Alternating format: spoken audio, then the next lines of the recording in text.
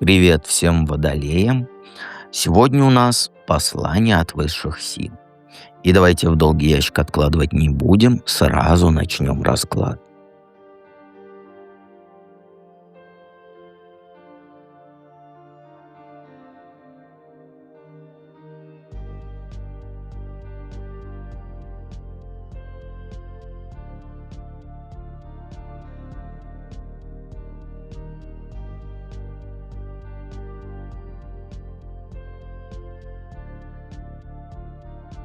Водолеи, для сигнификации смотрим, что сейчас в твоей жизни происходит. А у тебя сейчас, знаешь, какой-то период странный. Ну, с одной стороны, реально пошли нормальные дела. Ну, вещи там, что-то получаться начало. На работе тебя начали ценить. Доход чуть-чуть вырос. Люди вокруг стали, как бы сказать, теплее, что ли, поддержки больше. Ты сейчас не в полной заднице, нет, у тебя, правда, есть вот поводы радоваться. Что-то открывается, да, какие-то дороги, какие-то цели закрываются, планы потихонечку двигаются. Как сказать, вот вокруг больше света, я бы сказал. Но фокус у тебя до сих пор на том, что когда-то что-то у тебя не получилось. Ты вот продолжаешь жить вот этими обидами старыми и провалами старыми. В голове у тебя старые отношения, где больно все вышло. Ситуация, где ты сильно опозорилась в своих глазах.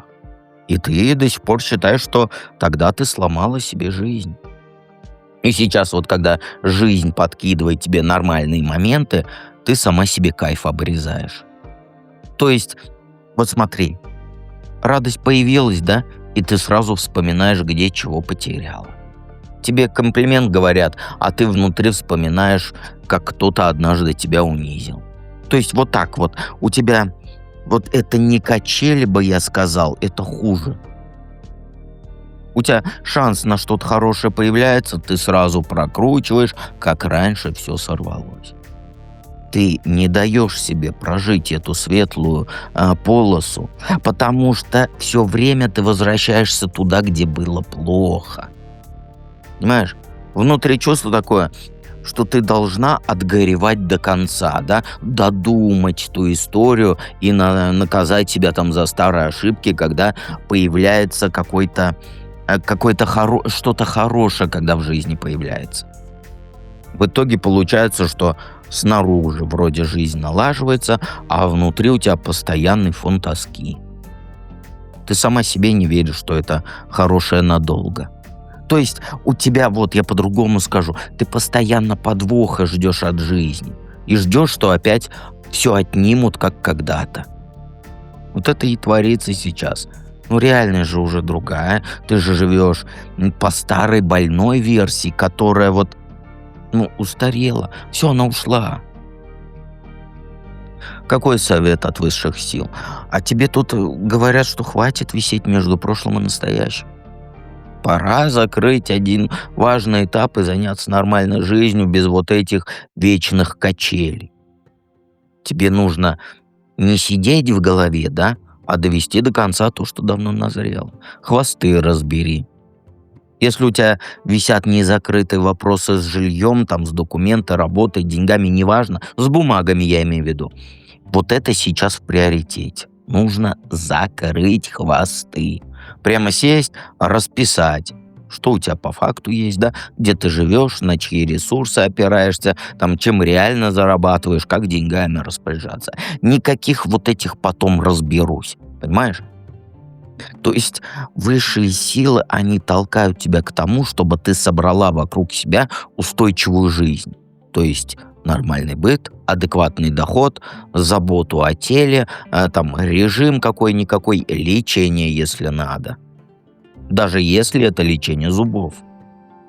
Тебе, знаешь, сейчас важно стать самой себе надежным взрослым, который не кидает себя ради чужих драм, понимаешь? Еще тут момент есть, что тебе нужно перестать жить только вот этими внутренними переживаниями и темами духовными. Тебе сейчас ни практики, ни чего такого вот эфемерного не нужно.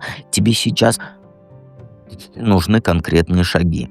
Новая работа, дополнительный заработок, порядок дома и план по деньгам.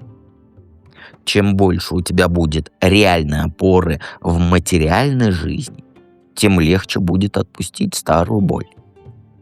Высшие силы, они не обещают тебе сказку, они предлагают тебе новый уровень. Но за него заплатить нужно дисциплиной и ответственностью.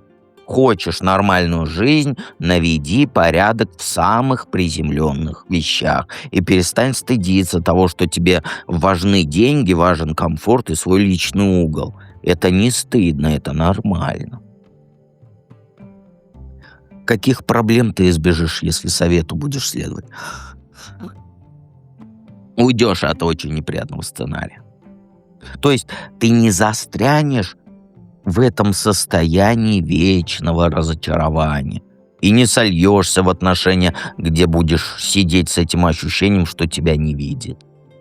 То есть, если сейчас ты не займешься своей жизнью и не вытащишь себя за шкирку в стабильность, тебя снова потянет в эту эмоциональную яму, где твои подружки скука, сидит вот слева от тебя, справа от тебя апатия, а спереди ощущение, что ничего не радует. Все не то и все не те. Вот твои 3 самые лучшие подружки будут.